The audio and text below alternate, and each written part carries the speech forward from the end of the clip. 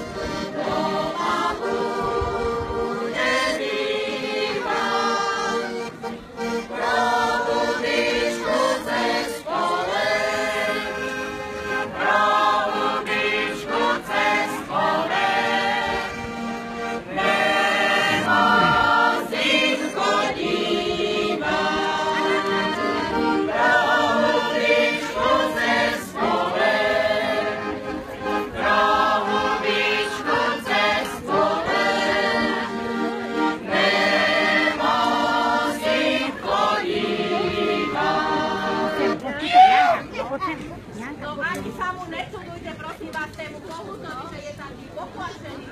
Keď vám chodí, prosím vás, keby ste mieli trochu strpenia, ja by sa vás chcela omúdiť.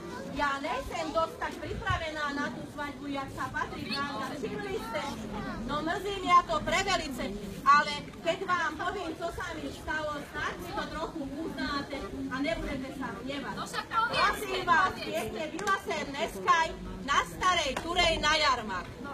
No parádny jarmák, kto tam nebyl, môže banovať. Ja, co sem jela, všetko sem prodala, kúpila sem aj to, čo sem nescela. No ľudí tam bylo prevelice, zabavila sem sa, lebo však známych, s tým sa dáte do reči, s tým sa dáte do reči. Jej, keď som si vám všimla, že už slnko začína zapadať, bože, reku leši, ja dojdem domu, Priško sa ja musím ponáhľať, ale tak som sa aj utešovala.